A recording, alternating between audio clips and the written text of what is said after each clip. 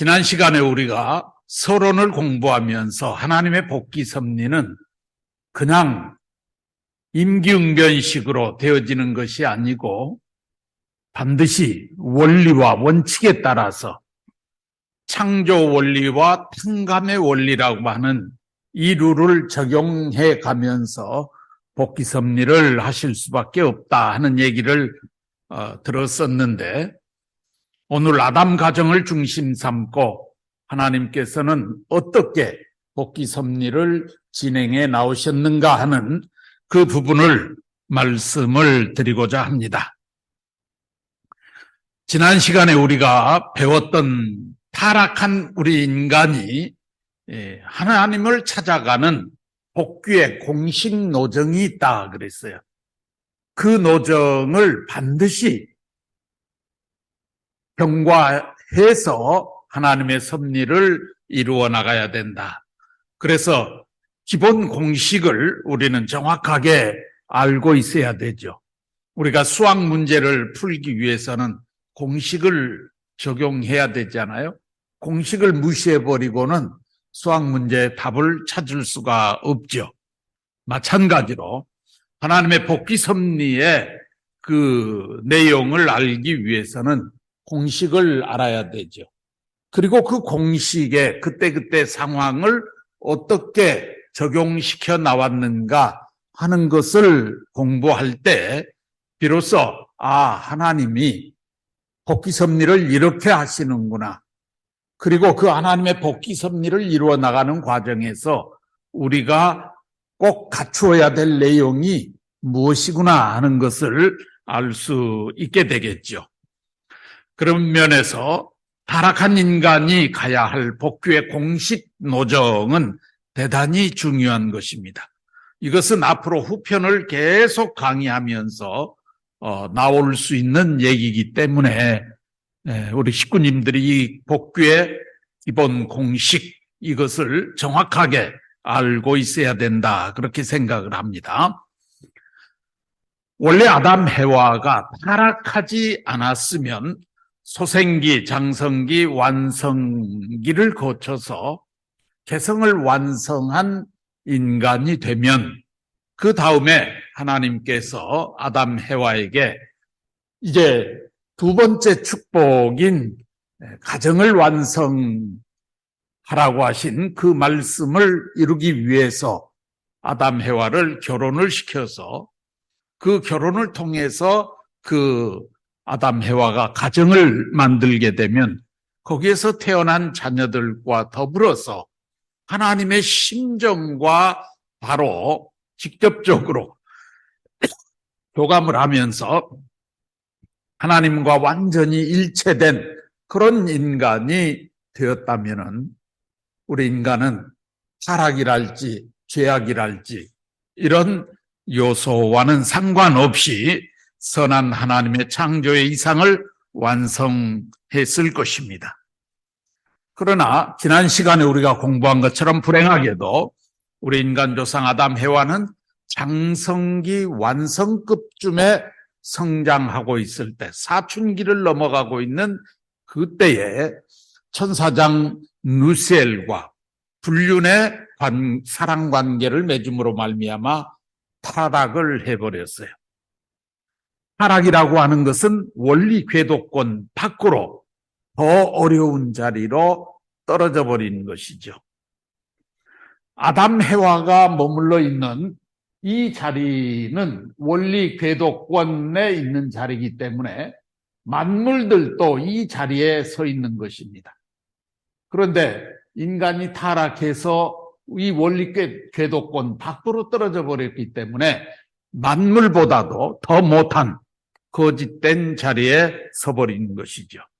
그래서 에레미야서 17장 9절에 보면은 우리 인간이 만물보다도 더 거짓되다 하는 성서의 내용이 나오는 것이죠. 원래 하나님의 창조의 이상은 우리 인간이 만물을 주관하면서 다스리면서 살아갈 수 있도록 지었지요. 그런데 그 만물보다도 더 열악한, 더 잘못된 그런 입장으로 전락해버린 것이 타락한 인간의 모습입니다. 이 타락한 인간이 하나님 앞으로 돌아가기 위해서는, 하나님을 찾아가기 위해서는 사탄 분립의 노정을 걸어야 된다. 인간이 잘못해서 사탄을 끌어들였기 때문에 그 사탄을 인간 스스로가 분립하는 노정을 걸어야 된다. 그 사탄을 분립하는 노정에서 절대적으로 필요한 것이 믿음의 기대와 실체의 기대를 세우는 것이다.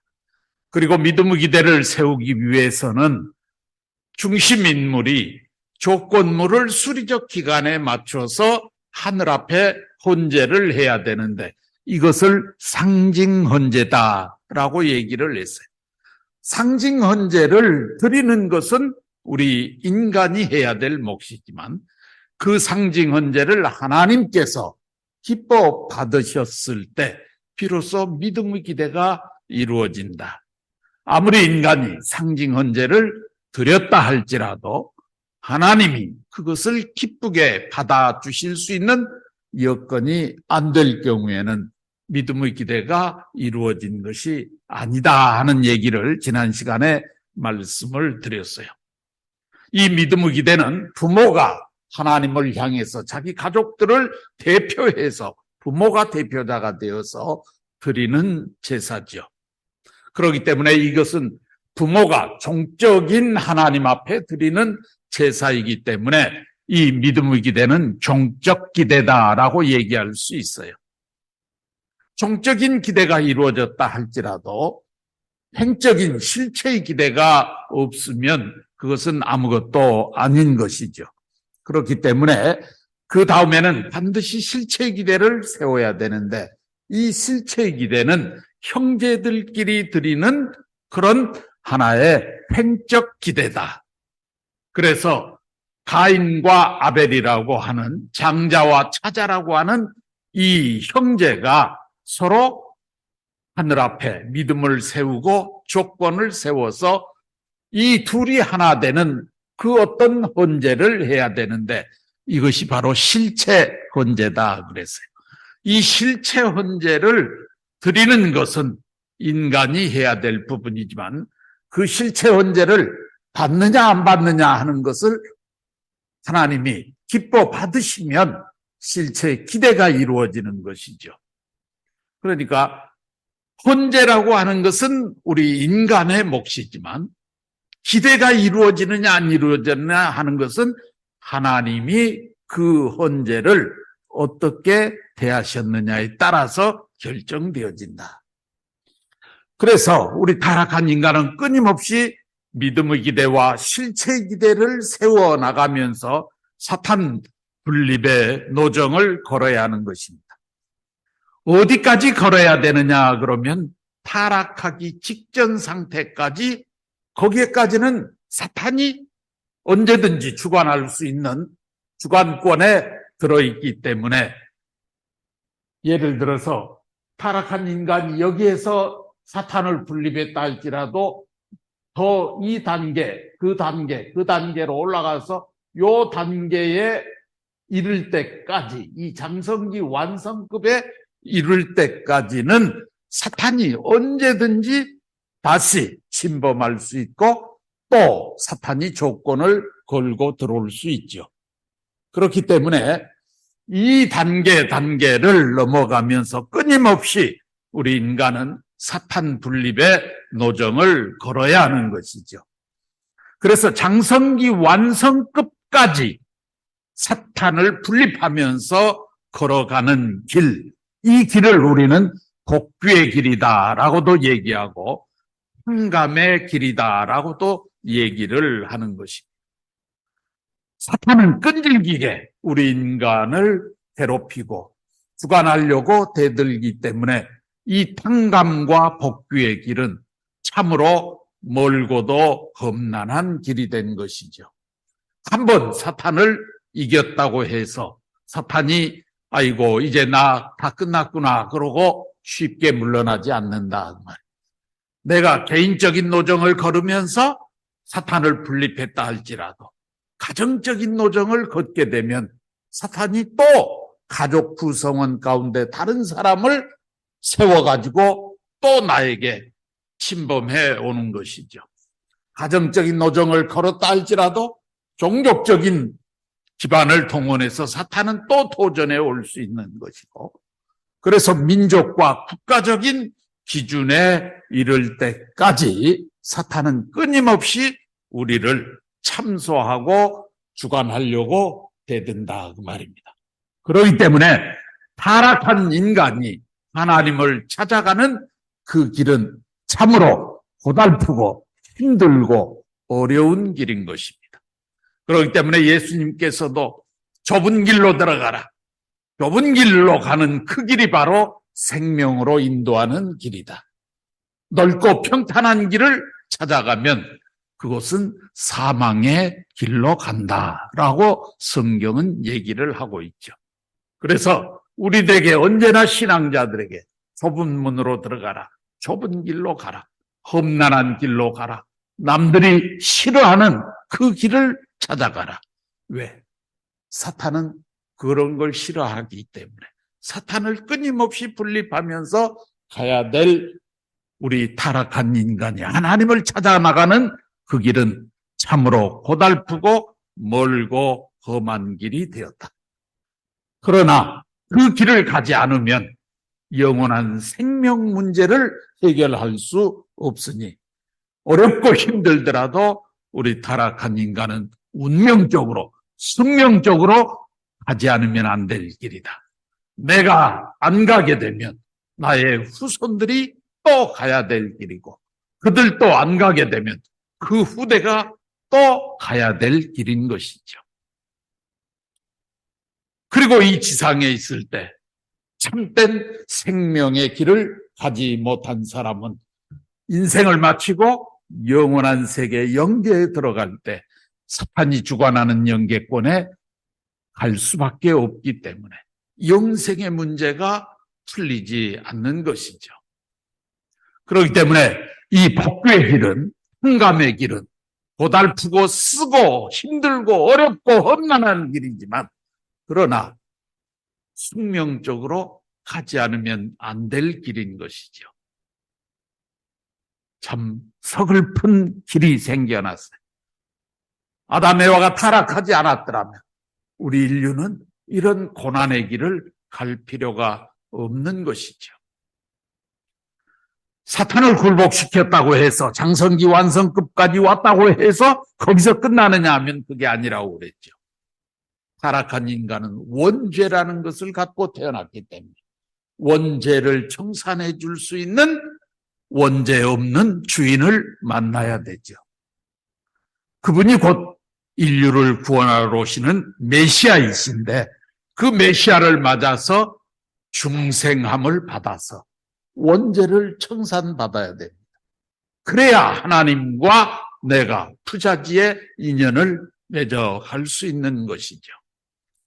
메시아를 만나서 중생을 했다고 해서 거기서 끝이냐 하면 그게 아니죠. 장성기 완성급에서 이 지점에서 중생이 이루어지기 때문에 이 완성기까지 가야 될 이 길이 아직도 남아있는 것이죠. 그런데 그 길은 지금까지 인류가 어느 누구도 가본 적이 없는 길이에요. 누구만 알고 있느냐 하면 메시아로 오신 구세주만 알고 있는 길이죠. 그렇기 때문에 우리 타락한 인간은 그 메시아를 만나서 원죄를 청산받고 중생함을 받았다 할지라도 그 메시아와 더불어서 함께 완성의 길을 개척해 나가야 되는 것이죠. 그래서 메시아를 따라서 더 성장해야 돼요. 이것이 바로 하나님의 심정을 채우라면서 우리 인간이 밟아가야 할 원리의 길인 것이죠. 그렇기 때문에 어떤 면에서 보면 원리의 길은 아직까지 우리가 가보지 못한 길이죠. 인류가 가보지 못한 길이에요. 흥감길 속에서 허덕이다가 다 실패하고 끝난 것이 지금까지의 인류의 역사였다.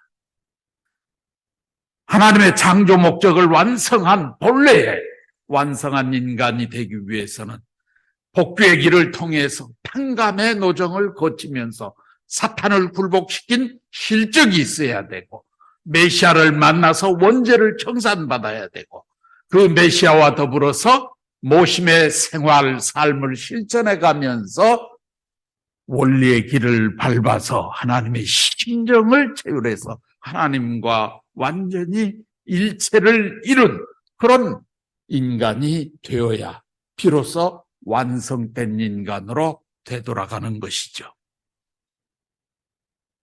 그렇기 때문에 타락한 인간이 가는 길은 복잡해졌어요. 타락하지 않고 아담 해와가 쭉 성장해 버렸으면 그냥 자연적으로 성장하는 거예요, 때가 되면. 여기에는 악이라는 요소가 없기 때문에 자동적으로 하나님의 심성을 닮아가면서 성장해가지고 하나님의 심정과 사정과 뜻을 상속받은 그런 완성된 인간의 모습이 되었을 텐데, 타락되어짐으로 말미암아 험난한 길이 가로놓이게 되었다. 험한 가시밭길이 놓이게 되었다. 도저히 우리의 힘으로는 건널 수 없는 그런 깊은 연못이 우리 앞에 가로놓이게 되었다 말입니다. 그렇지만 싫다고 안 갈 수 있는 길이 아니다 말이에요. 여기에 우리 인생의 고민이 있는 것이죠. 자, 타락한 인간이 하나님을 찾아 나가는 공식 노정에는 이와 같이 험난한 길이 놓여지게 되었다.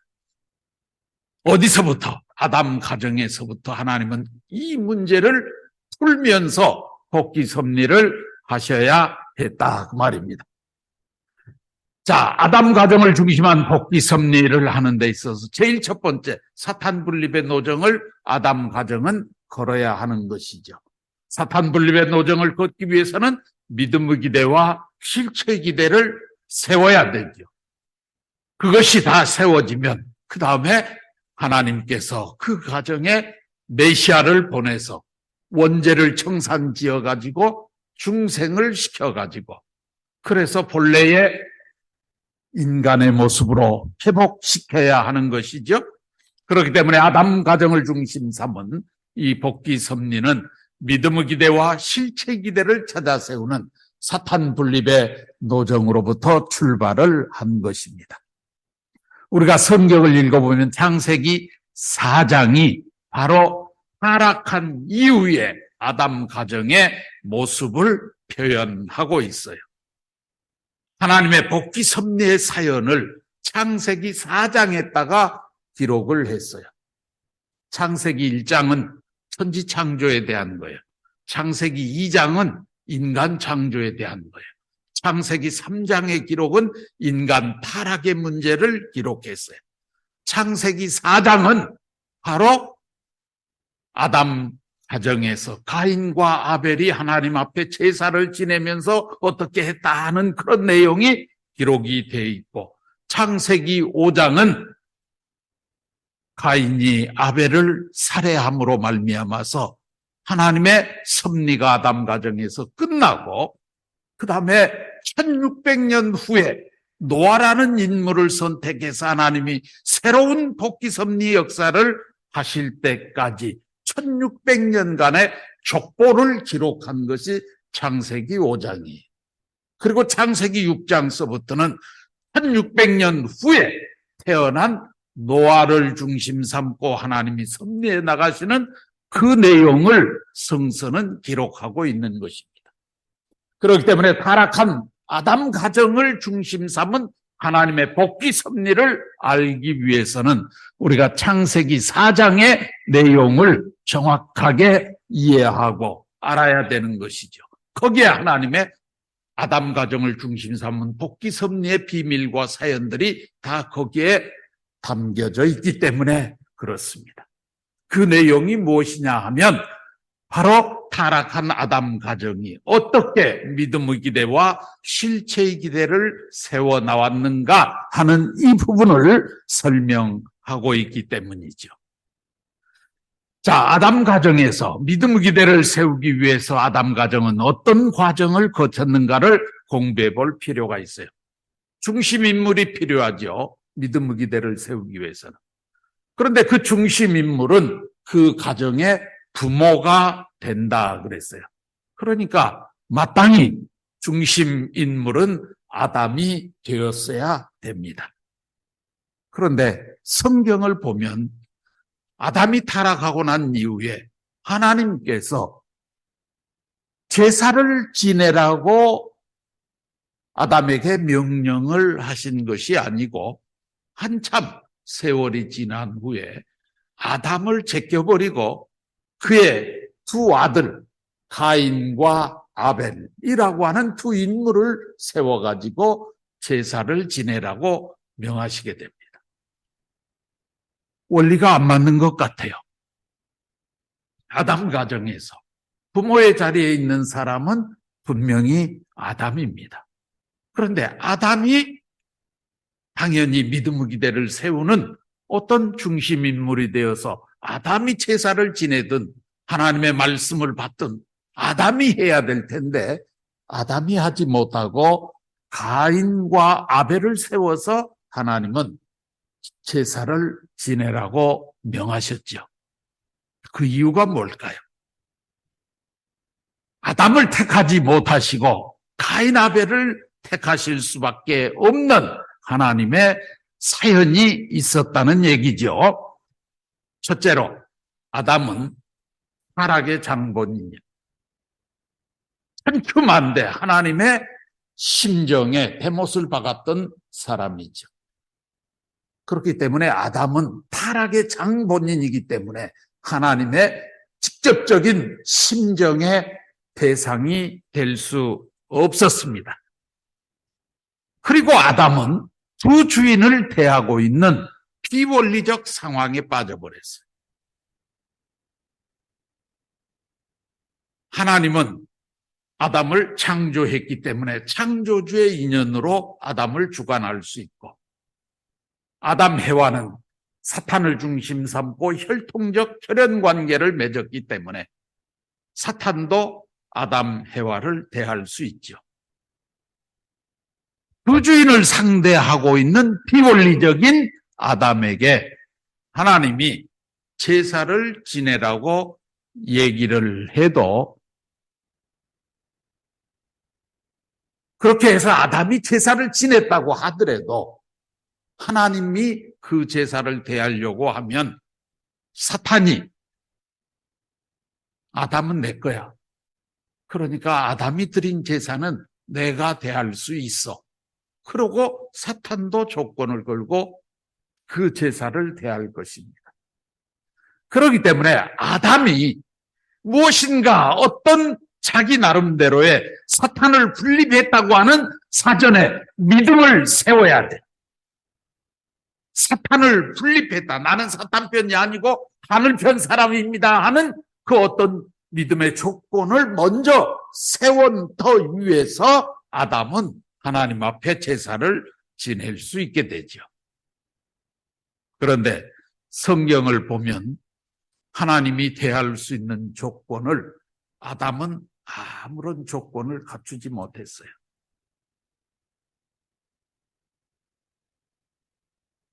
우선 아담이 했던 그 과정을 창세기 3장 타락의 과정을 이렇게 관찰을 해보면 하나님의 말씀 따먹지 말라 하는 말씀을 불신하고 따먹은 것도 문제지만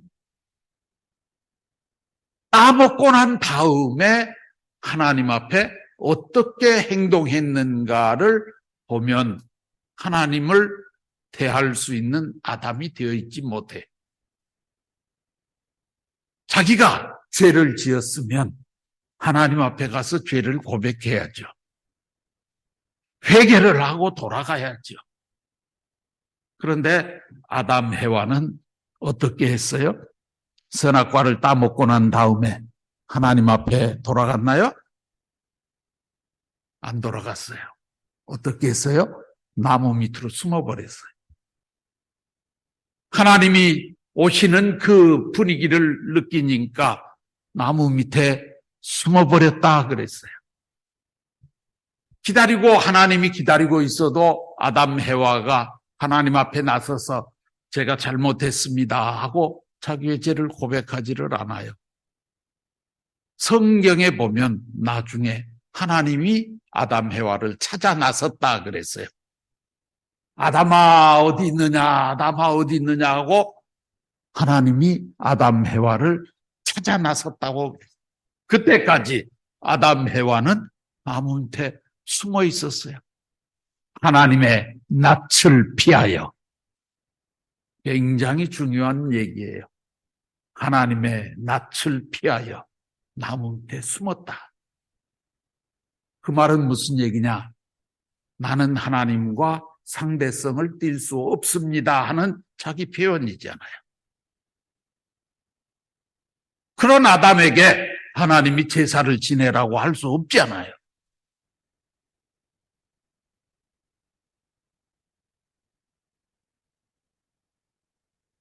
낯을 피하여 나무 밑에 숨어 있는 그 아담 해와의 모습을 보면서도 하나님은 모른 척하고 아담아 어디 있느냐, 아담아 어디 있느냐 하면서 점점 아담 가까이에 갑니다. 그러니까 하나님이 자기 앞에 너무 가깝게 다가오셨다는 사실을 깨달은 아담이 더 이상 숨을 데가 없으니 하나님 앞에 나왔어요. 나와가지고 너 거기서 뭐하고 있느냐라고 하나님이 물으니까 변명을 합니다. 제가 잘못했습니다. 이게 아니에요. 자기를 합리화시키면서 자기 변명을 하는 거예요. 너 선악과를 혹시 따먹었느냐? 그러니까 예, 따먹었습니다. 제가 죽을 죄를 지었습니다. 이래야 될 텐데 하나님이 나에게 주셔서 나와 함께하게 한 여자 곧 해와가 나를 꼬임으로 내가 먹었나이다. 자기가 선악과 따먹고 타락한 그 책임의 결과를 누구한테 전가해버렸어요? 해와한테 전가해버렸어요. 비겁하지 않아요.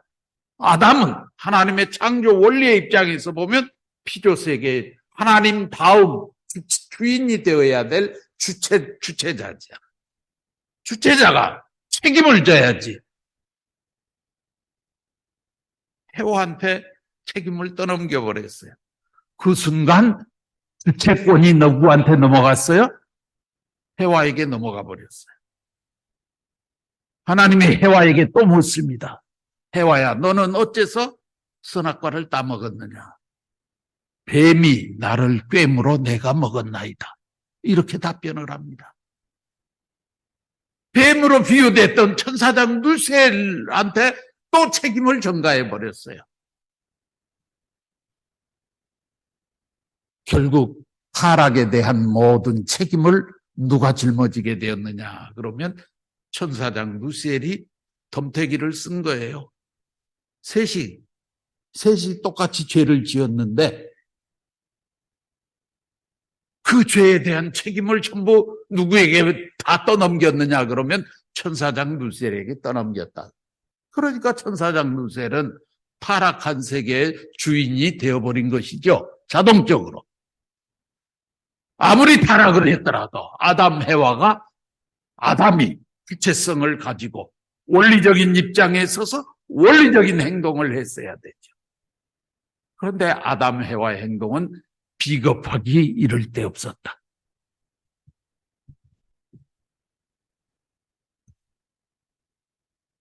아담이 스스로 하나님 앞에 돌아가고자 하는 상감 조건을 세운 흔적조차 없단 말이에요, 성경에는.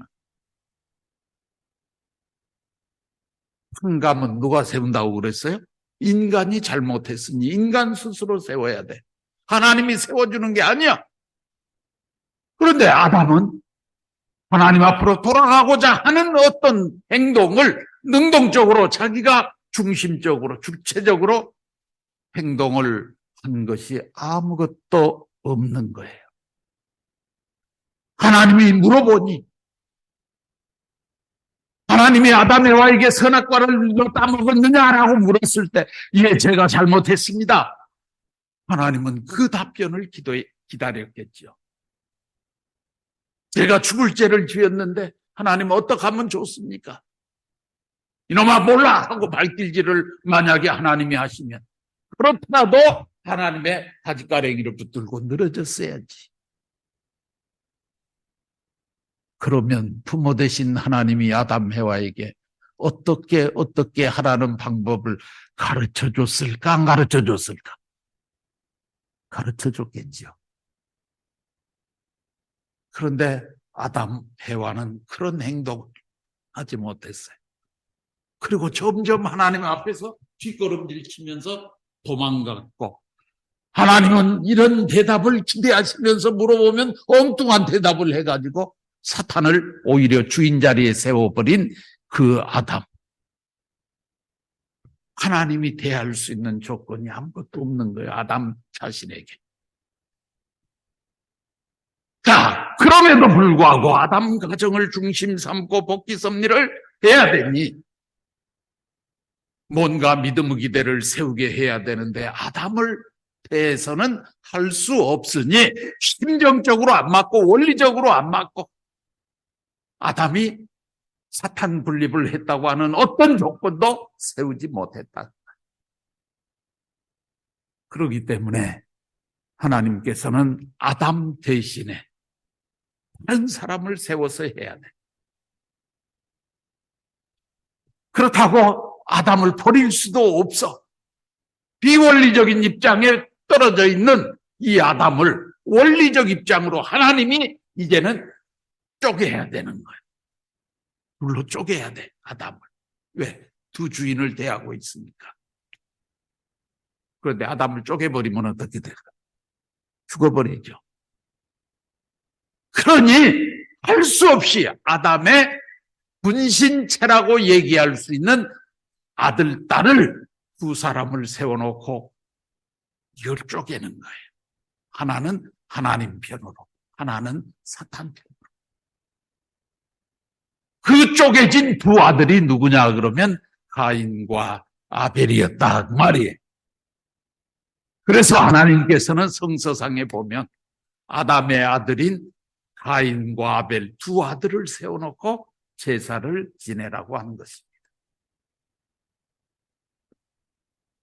그러면 가인과 아벨, 큰아들과 둘째 아들은 똑같은 아담 해와의 타락의 열매인데 누구를 하늘 편에 세우고 누구를 사탄 편에 세울 것인가? 그것도 굉장히 신경 쓰이는 부분이잖아요. 그것은 아담 해와의 타락의 동기와 경로를 살펴서 그렇게 할 수밖에 없는 것입니다.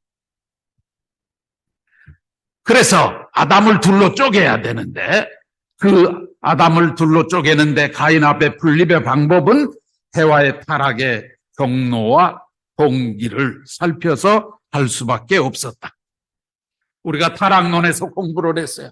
첫 번째 타락은 천사장과 해와 사이에 맺어진 타락이에요. 이것이 영적 타락이에요. 이 타락을 하게 된 동기는 뭐라고 배웠느냐 하면 천사장이 사랑에 대한 감소감을 느끼기 시작했고 그 감소감에다가 나중에 사랑의 충동감으로 변질되어서 그것이 과분한 욕망으로 변질되었다. 천사장의 과분한 욕망과 해와의 때 아닌 때에 때의 것을 바라는 과분한 욕망, 이 두 가지가 서로 상대성을 띄었을 때 영적 타락이 이루어졌다 그랬어요. 그러니까 타락의 동기는 뭐냐? 영적 타락의 동기는 과분한 욕망이에요. 이거 비원리적인 것이죠. 그 다음에 천사장과 해와라고 하는 이 두 존재는 부부가 될 수 있는 사랑의 상대자가 아니죠. 하나님의 창조 원리 가운데 보면 해와의 신랑감은 누구냐 그러면 아담이에요. 천사장 아니다 그 말이에요. 천사는 종이에요. 레벨이 달라요. 그렇기 때문에 천사와 해와 사이에 맺어진 이 첫 번째 타락은 원리적 상대냐라고 봤을 때 비원리적 상대였다. 타락의 동기가 좀 용서받을 수 있고 이해할 만한 내용이냐 하면 그게 아니죠. 과분한 욕망이 동기가 되었죠. 그러니까 첫 번째 타락은 하나님 앞에 용서받기 어려운 요소들로만 구성되어 있는 것이죠.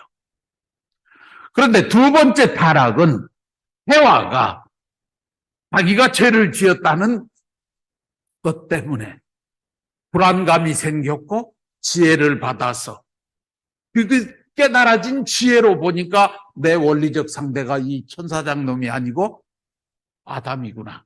그 사실을 알아서 아담에게로 돌아가고자 하는 그것이 계기가 되어서 해와가 아담을 유인하기 시작했어.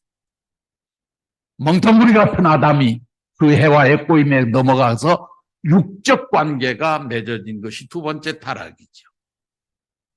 그러나 이 두 번째 타락은 아담과 해와 사이에 맺어진 타락이에요.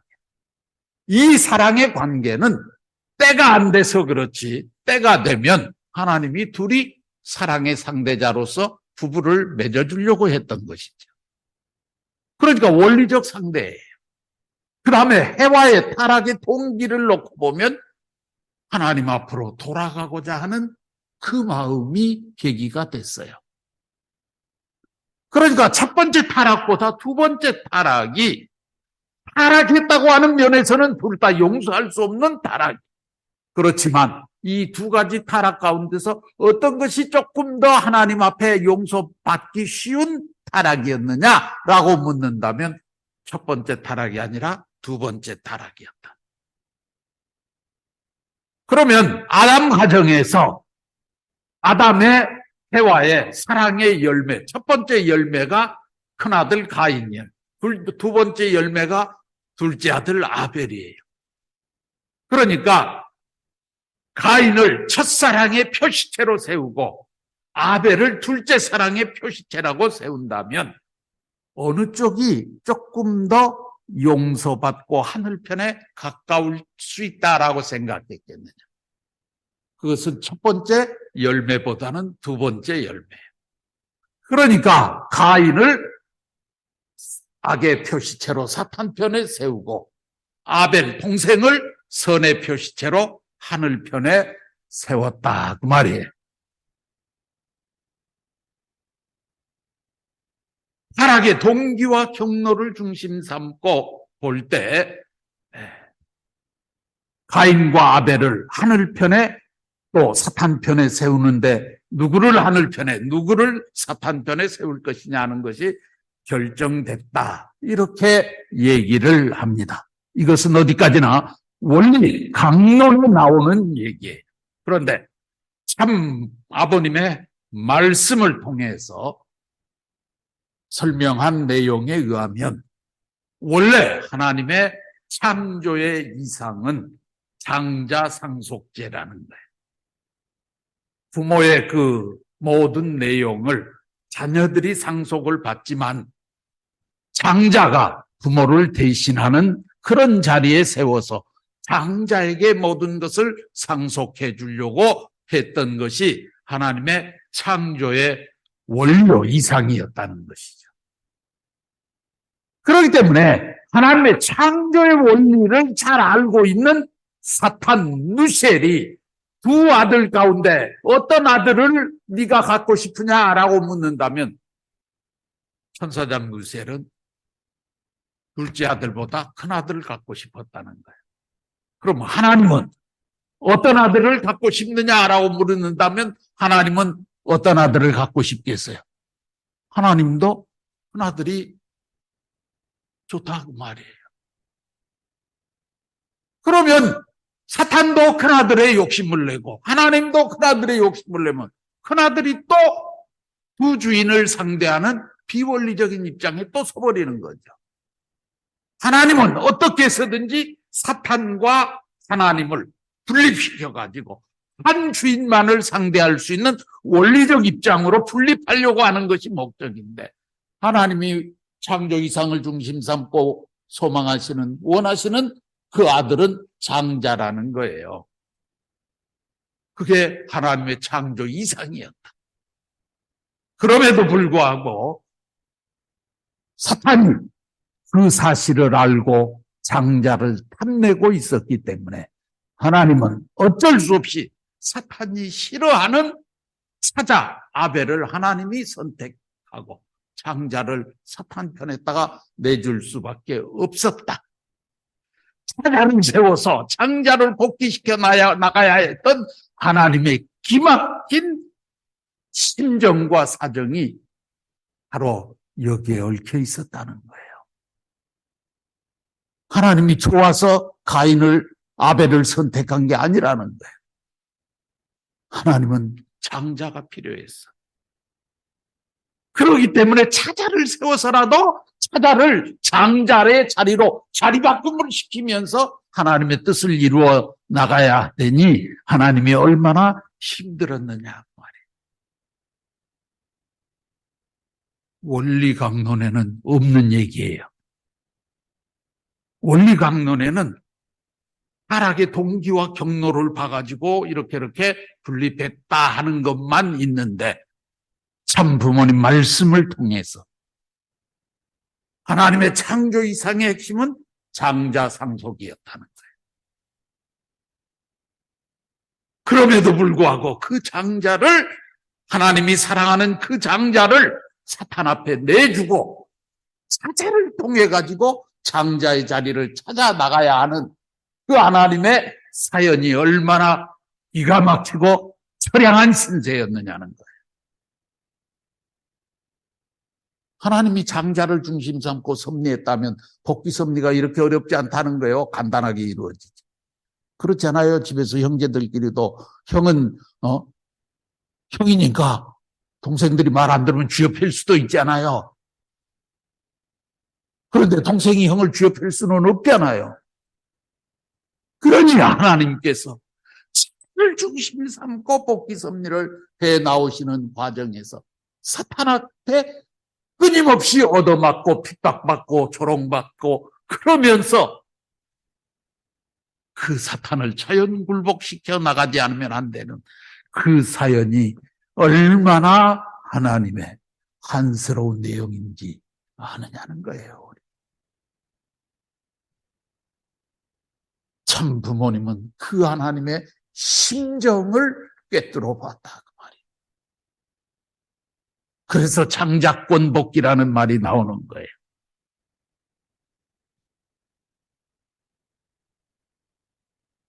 타락이 이렇게 이루어졌으니까 그래서 뭐 장자를 하나님이 사탄 앞에 그냥 내준 게 아니라는 거예요. 어쩔 수 없이 하나님은 장자를 사탄 편 앞에 내주고 장자를 세워가지고 사자만 데리고 노는 것이 아니라 장자의 자리를 장자가 아닌 사자로 하여금 그 장자의 자리를 복귀하려고 하는 그 하나님의 사연과 심정이 얼마나 힘들고 어려웠는가 하는 것을 우리는 이해해야 된다는 것이죠. 자, 그렇지만 아담 가정에서 가인을 이제 사탄 편에 내주고 동생인 아벨을 하늘 편에 세울 수밖에 없었다. 그래서 성경을 읽어보면 언제나 장자는 사탄 편에 세워졌고 사자는 하늘 편에 세워졌다 하는 것을 알게 됩니다. 출애굽기 12장 29절에 보면 모세가 애굽을 출애굽할 때 애굽 사람들의 장자와 맏것을 다 쳐버리고 출발하잖아요. 사탄 편이기 때문에.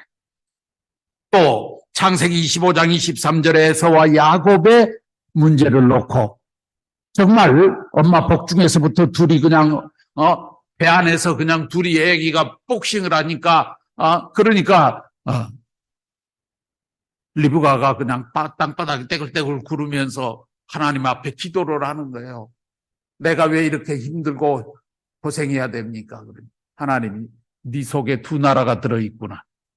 그런데 작은 나라, 큰 것이 작은 것을 섬기게 될 것이다. 그래서 리브가는 그때서부터 알았어요. 하나님이 사랑하는 아들은 형이 아니라 동생이구나. 그래서 아버지 이삭은 장자를 사랑하니까 에서를 좋아하고 에서를 사랑했지만, 어머니 리브가는 하나님의 그 음성을 들었기 때문에 동생을 더 사랑했죠. 그래서 형이 받아야 될 축복을 동생으로 하여금 받게 만든 것도 엄마가 협조를 해서 그렇게 된 것이죠. 형과 동생이라고 하는 이 위치만 가지고도 하늘편 사랑을 받을 수 있는 사람과 받을 수 없는 사람이 구분이 된다 그 말입니다. 그렇다고 해서 그러면 장자 입장에 세워진 사람은 영원히 나는 하나님의 사랑을 받을 수 없는 것인가? 그건 아니죠. 자기가 해야 될 책임과 사명을 다하면 장자도 똑같이 차자와 같은 사랑을 받을 수 있는 것이죠. 또 차자의 입장에 세워졌다 할지라도 자기가 책임을 못하게 되면 더 혹독한 형벌을 받게 되는 것이죠. 그래서 나중에 에서와 야곱의 관계를 놓고 보면 복중에 있을 때 하나님은 야곱을 더 사랑했지만 나중에 에서가 야곱과 하나 되어서 둘이 한마음 한뜻이 되었을 때 하나님은 에서에게도 엄청난 물질적인 축복을 해 주셨던 것을 우리는 성서를 보면서 알게 되는 것이죠. 또 창세기 48장 14절에 보면 요셉의 아들들이 있었는데 에브라임과 므낫세라고 하는 두 아들이 있었어요. 야곱이 요셉을 만나러 애굽으로 갔어요. 애굽의 총리 대신이 되어 있어요. 거기에서 장가를 가가지고 아들 둘을 낳았는데 손주들이죠. 그 손주들을 데리고 야곱 앞에 왔어요. 그러면서 그 요셉이 형이 므낫세니까 므낫세를 오른쪽에 보통 축도를 해줄 때 조상들이 할아버지 할머니가 아버지 어머니가 축도를 해줄 때 오른손을 손에 얹고 축도를 한단 말이에요. 그 사람 머리 위에 얹고. 그러니까 이 므낫세가 큰아들이니까 그러니까 야곱의 축도를 받기 쉽도록 오른쪽에다가 딱 이렇게 세워놨어요. 그리고 동생인 에브라임을 왼쪽에다 세워놨어요. 그랬는데 야곱이 축도를 하면서 어떻게 축도를 해버렸느냐 그러면은 손을 이렇게 얹어가지고 축도를 해주는 거예요. 그러니까 오른손으로 누구를 축도해버렸느냐 그러면 동생을 축도했어요. 왼손으로 형을 축도했어요. 성경에 이해할 수 없는 내용이죠. 그냥 축도를 해주면 되지. 왜 손을 바꿔가지고 축도를 해줘요? 그것은 하나님의 복귀 섭리를 맞춰내기 위해서 차자와 장자의 위치라고 하는 것이 차자가 하늘편이고 장자가 사탄편이다 하는 그 징표, 그 표시를 분명하게 했던 것이죠. 그렇기 때문에 똑같이 아담 가정에서도 가인은 사탄 편이었다. 아벨은 하늘 편이었다. 그렇게 아담을 둘로 쪼개가지고 분립을 시켜놓고 제사를 지내라고 한 거예요.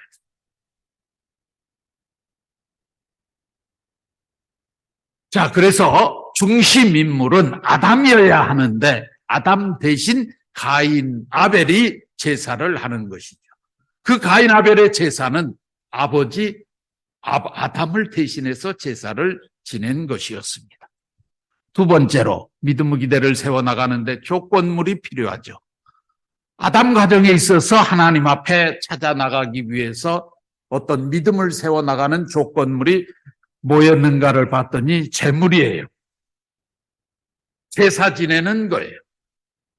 가인은 농사 짓는 사람이었기 때문에 곡식을 가지고 제사를 지냈고, 아벨은 목축을 하는 사람이었기 때문에 양의 새끼를 잡아가지고 그 피와 기름으로 하나님 앞에 제사를 지냈다라고 창세기 4장에 기록이 되어 있습니다. 원래 아담 해와에게 타락하지 않았을 때 하나님이 주신 조건물, 믿음의 기대를 세우는 조건물은 말씀이었죠.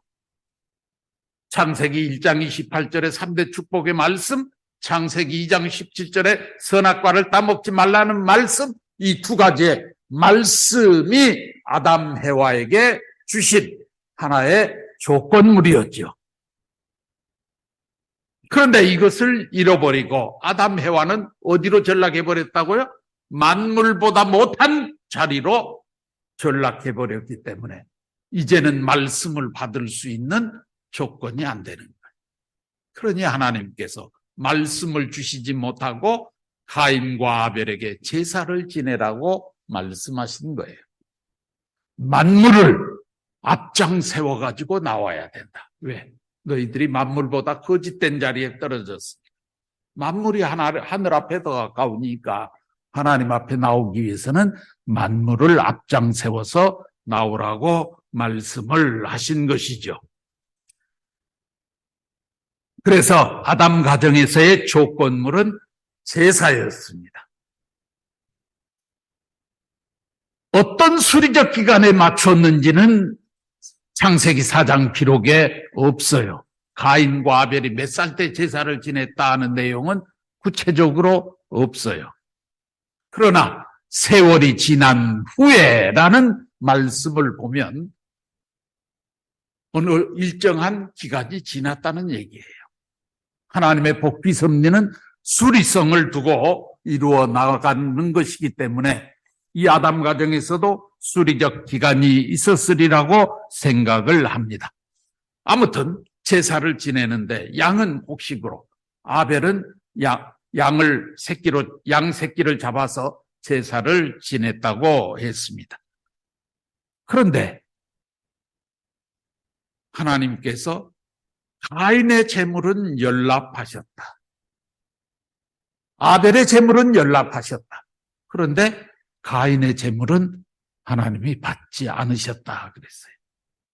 연락했다 하는 얘기는 기뻐 받으셨다 그 말입니다. 하나님이 아벨이 드린 제사는 기뻐 받으시면서 가인이 드린 제사는 안 받으셨다. 그러니까 가인이 안색이 달라졌어요.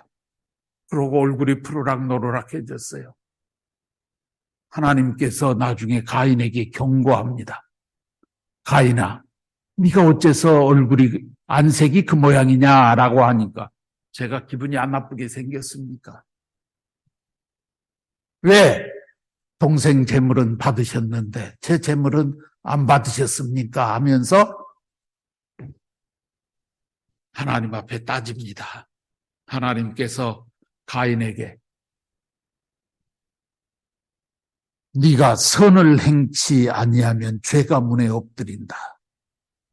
너는 그 죄를 다스릴 권세를 가졌으니 처신 잘하라 라고 하나님이 경고해 주시죠.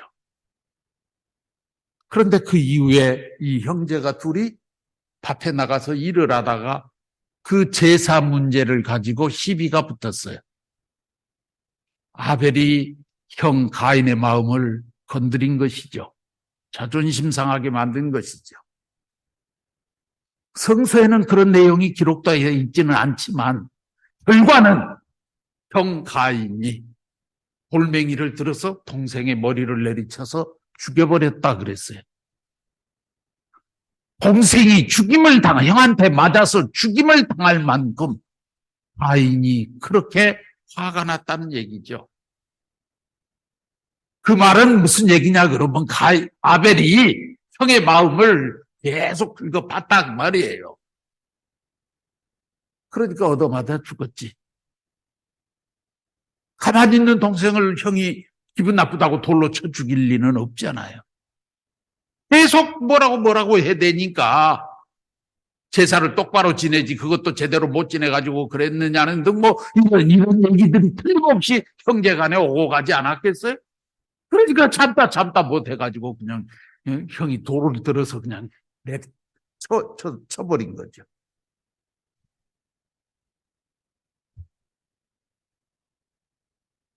성경에는 가인이 아벨을 죽였다라고 기록이 되어 있어요.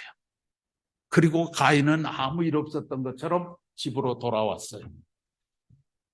그런데 하나님이 묻습니다. 가인에게. 가인아, 내 아우 아벨이 어디 있느냐? 가인 몰라요? 내 아우 아벨이 어디 있느냐니까? 왜 그래요? 내가 내 아우를 지키는 자입니까? 이러면서 하나님 앞에 항의를 하고 대듭니다. 그 가인의 모습을 보면서 하나님이 네 아우의 핏소리가 땅에서부터 내게 호소를 하는데 이게 어찌된 일이냐? 아우의 핏소리가 땅속에서 나한테 호소하고 있다는 하나님의 직접적인 얘기를 듣는 순간 가인은 더 이상 자기 죄를 숨길 수 없어서 내가 내 동생을 죽였습니다. 내 죄가 무거우니 나를 쫓아내십시오. 그래서 하나님이 손길이 미치지 않는 아주 먼 곳으로 자기를 보내달라고 얘기를 합니다. 성서의 내용은 그런 내용을 기록하면서 아담 가정에 대한 얘기는 그걸로 끝이에요. 그리고 창세기 5장에 족보를 기록하고 1600년 후에 등장한 노아라는 사람을 통해서 하나님이 홍수 심판을 해나가실 그런 섭리를 하시는 그런 내용이 새롭게 전개되는 것이죠. 자, 이 가인 아벨의 제사 문제. 이게 믿음의 기대를 세우는 하나의 조건물이 바로 제사였는데 여기에 보면 아벨은 하나님이 대할 수 있는 원리적 입장에 선편에 세워진 인물이고 가인은 사탄편에 세워졌어요. 그래 놓고 둘이 제사를 지내라고 했기 때문에 아벨이 드린 이 제사는 하나님이 즐겨 받으실 수 있는 거예요. 왜? 원리적으로 하늘편에 세워진 인물이 드린 제사니까. 그런데 가인의 제사는 하나님이 직접 받을 수 없죠. 받게 되면 어떻게 돼요? 사탄편에 세워진 가인의 제사를 하나님이 착취했다. 이렇게 될 수 있죠. 사탄이 참수할 수 있잖아요. 그러니까 가인 제사는 하나님이 받지 못하시는 거예요. 이게 원리다 그 말이에요. 하나님. 가인이 미워서가 아니고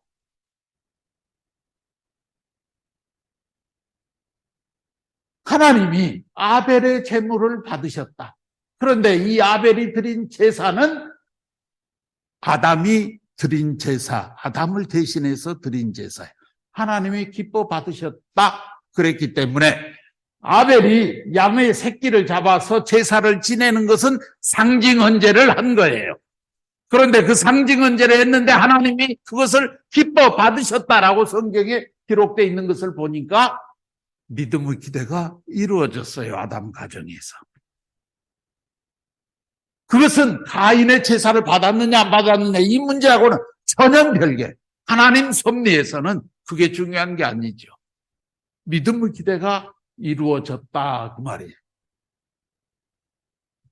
그런데 여기에서 어떤 문제가 생겼느냐? 가인이 불복을 안 하는 거예요. 그러니까 하나님이 네가 선을 행치 아니하면 어찌 낯을 들지 못하겠느냐 하면서 경고를 해줬는데도 불구하고 동생을 쳐 죽였다. 이게 이제 아담 가정에서 신앙적으로 문제가 되었던 것이죠. 믿음의 기대가 이루어졌으니 이제는 실체의 기대를 세워야 되는데 아벨이 하나님 앞에 믿음의 기대를 세웠기 때문에 실체 기대를 할 수 있는 중심 인물의 자리에 누가 섰느냐 그러면 아벨이 세워졌어요. 그러니까 이제는 가인이 아벨을 제물로 해서 진짜 가인이 제사를 지내야 됩니다. 이게 뭐냐 그러면 실체 헌제예요. 하나님이 대할 수 있는 것은 가인을 대하는 게 아니에요. 가인은 사탄편에 있는 인물이에요. 하나님이 직접 대할 수 없어요. 하나님은 누구를 대할 수 있다? 아벨은 대할 수 있죠. 하늘 편이니까. 그리고 믿음의 기대를 세웠기 때문에. 그러니까 하나님은 가인과 아벨이 둘이 하나 되어가지고 묶어져가지고 하나님 앞에 나오게 되면 하나님이 아벨을 대하지만 그 아벨 뒤에 같이 딸려오는 묶어져 있는 가인도 같이 하나님 편에 돌아갈 수 있는 길이 있는 것이죠. 이게 실체 기대예요. 실체 언제. 그러니까 실체 언제는 가인이 아벨을 제물로 삼아서 하나님 앞에 드리는 헌제예요. 그 헌제를 하나님이 기뻐 받으시게 되면 가인도 아벨도 동시에 하나님 앞에 돌아갈 수 있는 거예요.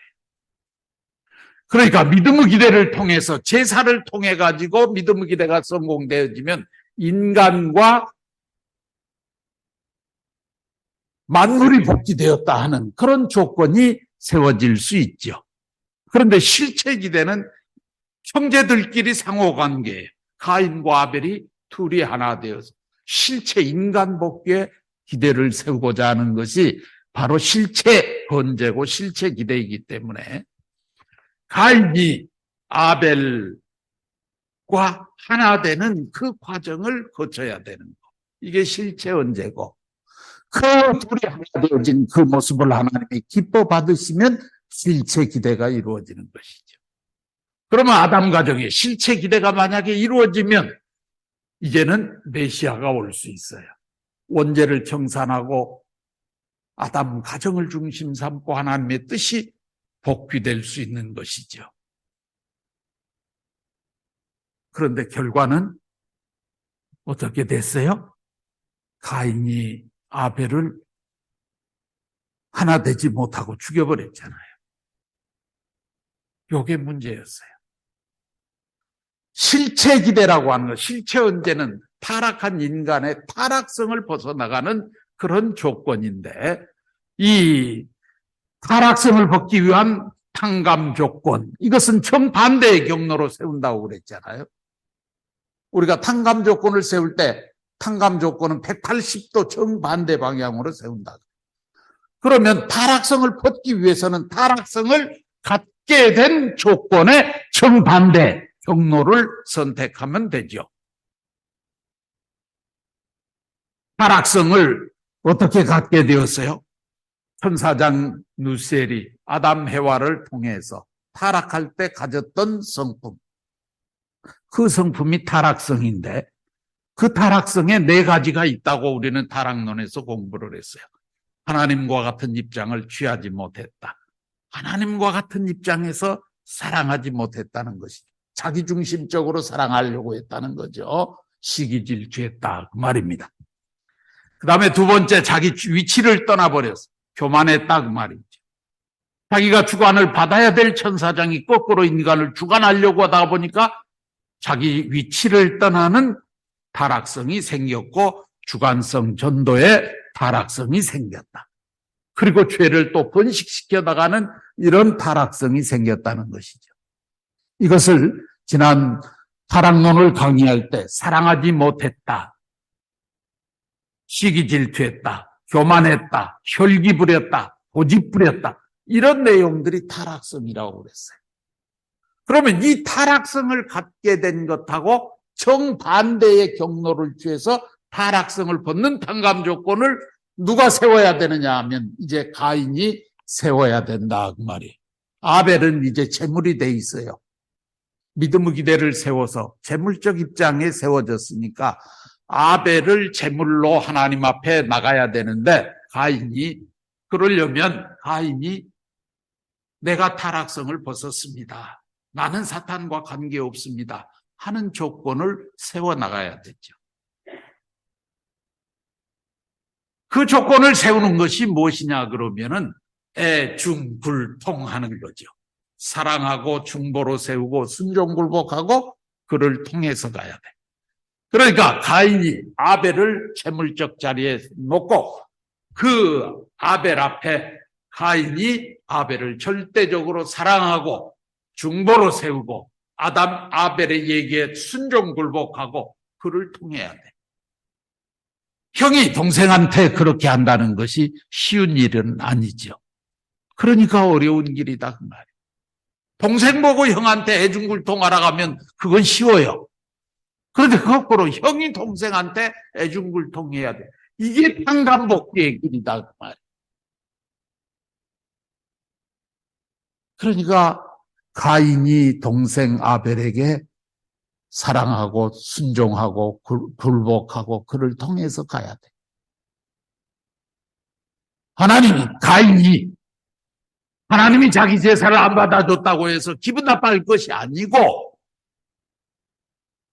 동생한테 물어봤어야지. 야, 나는 제사를 이렇게 지냈는데 나까지는 정성을 다한다고 했는데 하나님이 내 제사는 안 받아주셨어. 그런데 네 제사라도 하나님이 받아주셨으니 얼마나 좋아. 네 제사도 하나님이 안 받아주셨으면 우리 집안 체면이 뭐가 되겠어. 네가 제사를 잘 지내줘서 정말 고마워. 그런데 넌 제사를 어떻게 지냈어? 하고 물어봤어야지. 그러면 형, 나 이렇게 했는데 그러면 네 방법대로 나도 한번 좀 해볼까? 하나님이 괜찮아 하실까? 그러면서 동생 방법대로 동생을 사랑하고 동생과 하나 되어서 동생을 재물적인 자리에 세워놓고 자기가 그것을 모델로 해서 뒤따라가는 그런 태도를 취해야 하는 것이 가인이 해야 될 원리적인 태도였다 그 말이에요. 그랬으면 실체 혼재가 합당하게 되었을 것이고 그렇게 해서 두 형제가 힘을 합해가지고 다시 가인을 대신해서 제사를 지내게 되면 하나님이 그 제사를 받을까 안 받을까요? 틀림없이 받게 돼 있어. 왜? 그 제사는 가인 혼자 드린 게 아니란 말이에요. 아벨이 같이 협조 있잖아요. 아벨하고 같이 했잖아요. 아벨은 하나님이 언제든지 대할 수 있는 원리적 권에 들어와 있기 때문에 그 아벨이 드렸기 때문에 하나님은 기뻐 받으실 수 있는 거예요. 그러면 가인의 제사를 하나님이 기뻐 받으신 결과가 되는 것이죠. 그렇게 되면 실체 혼재를 하나님이 기뻐 받으셨다. 그렇게 되면 실체 기대가 이루어진 것이죠. 이게 가인이 가야 될 길이었고 행해야 될 태도의 행동이었다. 그런데 가인은 그렇게 못했어요. 기분 나빠가지고 동생 거 받고 내 건 안 받고 하나님 그럴 수 있어? 그러면서 씩씩거리고 있는데 거기에다가 속에 불질릴 일이 있어? 아벨이 옆에서 뭐라고 뭐 한마디씩 거두니까는 성질나니까는 그냥 동생을 돌로 쳐 죽여버렸지. 결국 타락성을 벗기 위한 탕감 조건을 세우지 못하고 타락성을 다시 재범하는 똑같은 형태를 취해버렸어요. 그러니까 그 실체 헌재를 하나님이 기뻐 받으실 수 있느냐 말이에요. 없잖아요. 실체 헌재가 실패가 됐기 때문에 결국 실체 기대도 이제 끝나버린 것이죠. 실체 기대가 끝나버렸기 때문에 하나님의 복귀 섭리도 좌절될 수밖에 없었던 것이에요. 그래서 하나님께서는 아담 가정을 버리고 이제 새롭게 새로운 중심 인물을 세워서 새로운 복귀 섭리를 또다시 해야 하는데 그 아담 가정에서 받은 하나님의 충격이 너무 커서 1600년 세월 동안 하나님은 어둠 속에 갇혀서 나오지도 못하는 처절한 신세가 되어버렸다. 하나님의 마음이 얼마나 기가 막혔습니다.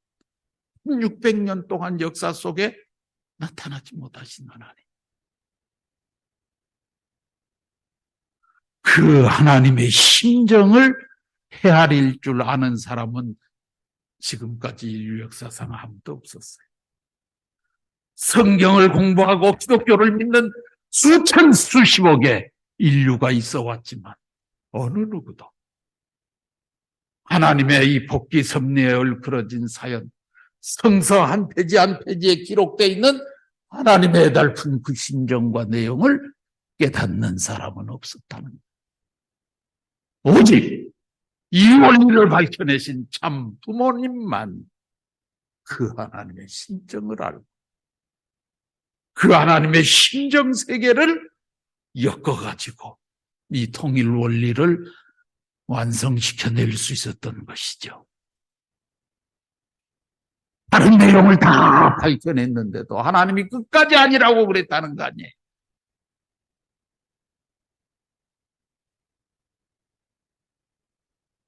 왜? 아무리 생각해도 틀림없이 맞는 사실, 팩트 체크까지 다 했는데 그런데도 하나님 아니라고 그러시더라고요. 최종적으로 부모님께서 찾아가신 곳이 하나님의 심정세계였다는 거예요.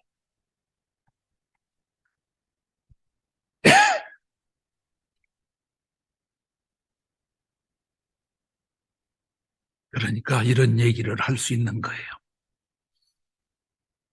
아담에서부터 노아까지 1600년 동안 하나님은 뭐 하셨어? 기분 좋아서 놀러 다니셨나? 할 일이 없어서 하나님 그냥 낮잠 주무셨던 하나님이야? 1600년 동안 역사 천면에 나타나실 수 없을 만큼 아담 가정에서 하나님이 받은 충격과 상처가 컸다는 거예요.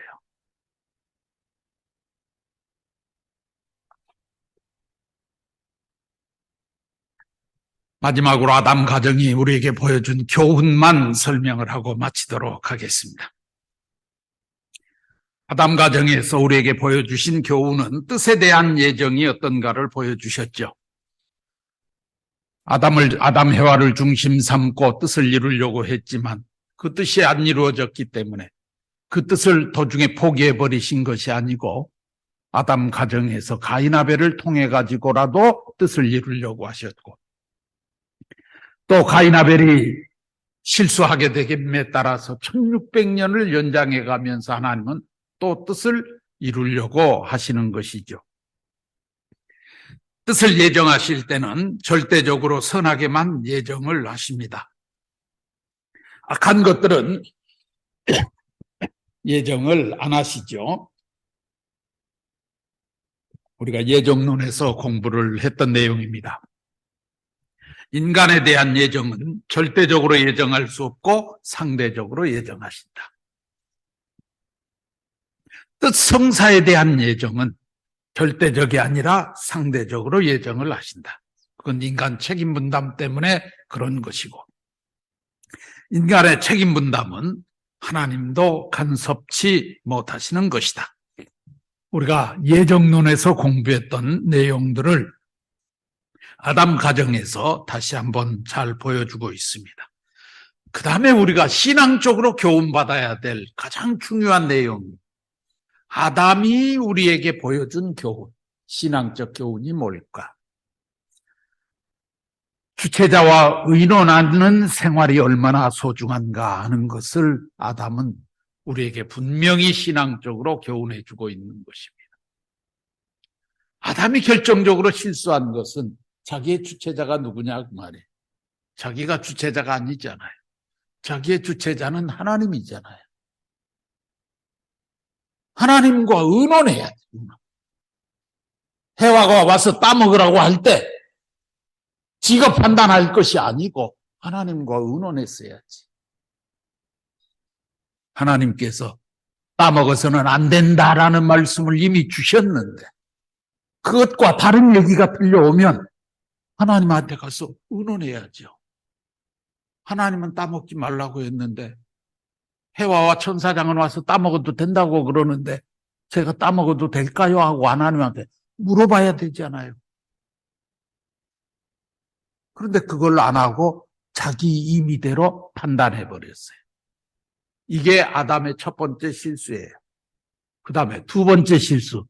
잘못했으면 그 다음에 사후 보고를 해야 돼. 사후 보고를 해야 돼. 그런데 보고도 안 했잖아요. 나무 밑에 숨어버렸어요. 하나님이 나중에 물어봤어요. 직접적으로 다이렉트로 물어보니까 뭐라고 그랬나요? 해와가 따먹으라고 해서 따먹었어. 책임 전가해버렸죠. 아담의 3대 실수예요. 사전에 의논할 줄 몰랐다. 일이 잘못되었으면 사후에라도 보고를 했어야 돼. 그런데 사후 보고도 안 했다. 나중에 책임을 물으니 책임 전가까지 해버렸다. 멍텅구리 바보요. 그런 사람이 어떻게 역사의 중심 인물이 될 수 있겠어요? 그렇기 때문에 신앙길 가는 데는 변명이 필요 없는 거예요. 사전에 의논하면서 해야 되죠. 의논할 줄 모르는 사람이 꼭 사고치죠. 사고치고 난 다음에 사후 보고도 제대로 안 한 사람이 또 문제죠.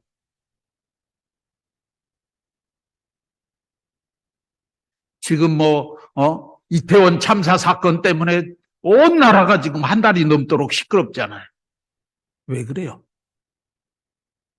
사전에 의논이 안 됐잖아요. 일이 발생했으면 사후 보고라도 즉각적으로 해야지. 사후 보고 처리도 제대로 안 됐잖아요. 책임지는 사람도 없잖아요. 꼭 아담하고 똑같은 모양. 그러니까 나라가 시끄러울 수밖에 없는 거예요. 어떤 일이든지 주체자와 의논하고 보고할 줄 알아야 돼요. 의논할 줄 알아야 되죠. 일을 저지르기 전에 보고해야지. 의논해야지. 다 저질러 놓고 저 이렇게 돼버렸는데요. 그렇게라도 사후 보고라도 해주면 고마운데 그것도 안 해. 아예 숨어버리는 사람들 많지 않아요. 죄 지어놓고. 아담이 우리에게 보여진 3대 교훈, 이건 우리 신앙생활 속에 절대적으로 필요한, 일상생활 속에서도 절대 필요한 것이죠. 주체자와 의논해야죠. 식구님들은 교회장과 의논해야죠. 목회자와 의논해야죠. 교회장은 교구장이나 지구장과 의논해야죠. 지구장과 교구장은 참 부모님과 의논해야죠. 자기가 주인 아니잖아요.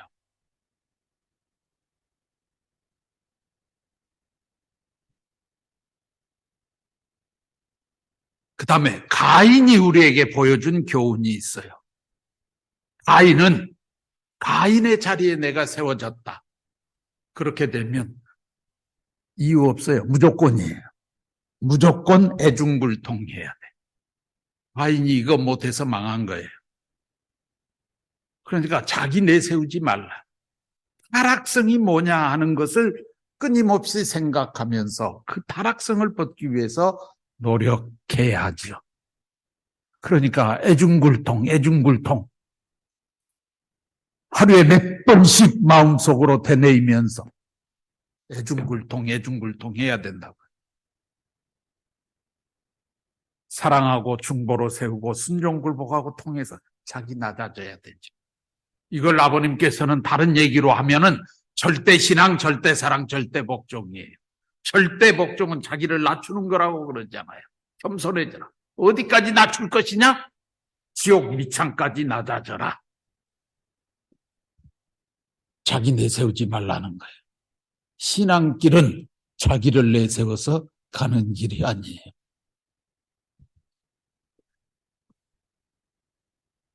그 다음에 아벨이 우리에게 보여준 신앙적 교훈이 있어요.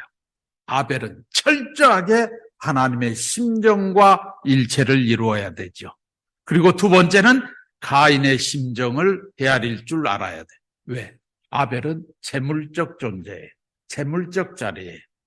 아벨은 영광받는 자리가 아니에요. 아벨의 자리는 재물의 자리다. 그렇기 때문에 종적으로 하나님을 대할 수 있어야 되고 횡적으로 가인을 대할 수 있어야 돼. 그 중심에 있는 것이 아벨인 거예요. 그렇기 때문에 하나님의 심정을 이해해야 되고 가인의 심정을 헤아릴 줄 알아야 그 사람이 아벨인 거예요. 가인을 함부로 대하고 가인의 심정을 헤아리지 못하게 되면 아담 가정에서 아벨처럼 딱 맞아 죽기 좋은 환경에 놓여 있는 게 아벨의 위치다. 참부모님께서는 아벨의 3대 사명이 있다 그랬어요. 첫째, 아벨은 가인을 구원하기 위해서 세워진 존재다. 아벨 때문에 세워진 것이 아니라 가인을 구원하기 위한 하나의 방편 수단으로 아벨을 세웠다는 거예요. 그러니까 아벨은 철저하게 가인을 품을 수 있는 그런 아량과 사랑과 마음을 갖고 있어야 된다는 것이죠. 그러면 가인을 해방시키고 가인을 품어가지고 뭐 하자는 것이냐? 부모를 해방시켜야 된다. 그러면 부모와 가인 아벨 자식이 전부 합해져 가지고 뭐 하자는 것이냐? 하나님을 해방시켜야 된다는 거죠. 그래서 아벨은 해방의 제물이에요.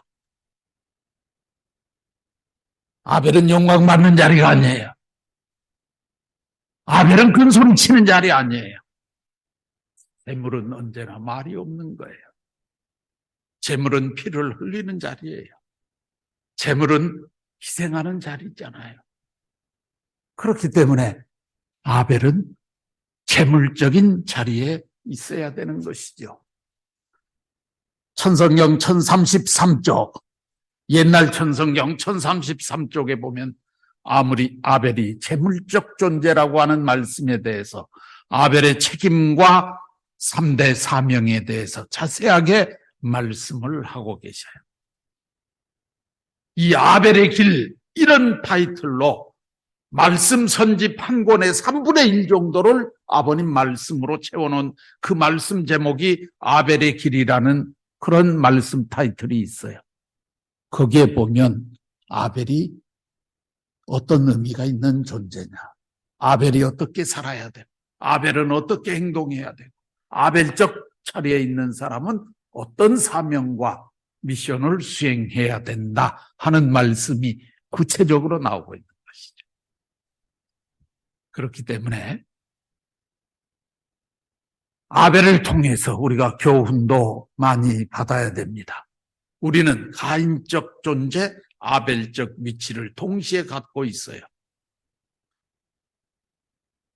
나보다 나중에 교회에 들어온 후배 식구들을 대해서는 아벨적 자리에 있죠. 그런가 하면 내 선배님들 앞에서는 또 내가 가인적 자리에 있잖아요. 그러니까 가인이 해야 될 일과 아벨이 해야 될 신앙적 도리를 동시에 수행해 나가야 되는 것이 오늘 우리 신앙자들이 가는 길이잖아요. 내가 아벨적 존재로서 가인적 존재를 대할 때 어떻게 대해야 될 것이냐. 또 가인적 존재로서 아벨적 존재를 대할 때 내 신앙 태도가 어때야 될 것이냐 하는 이런 내용들이 이 아담 가정의 그 짧은 성서 한 장에 비록 기록되어 있는 이 내용들을 통해서 다 설명하고 있는 거예요. 그렇기 때문에 우리가 하나님의 복귀 원리를 공부하면서 이런 신앙의 바른 길, 그리고 하나님의 심정세계를 헤아릴 줄 아는 그런 우리 신앙자들이 돼야 그것이 바로 성경을 바르게 공부하는 길이고 신앙을 바르게 배우는 길이고 내가 하나님을 찾아가는 바른 정도의 길을 가는 사람이다. 이렇게 볼 수 있을 것입니다. 오늘 아담 가정에 대해서 말씀을 드렸는데 다음 시간에는 이제 1600년 후에 다시 시작되는 노아 가정을 중심 삼은 하나님의 복귀 섭리에 대한 내용을 설명드리도록 그렇게 하겠습니다.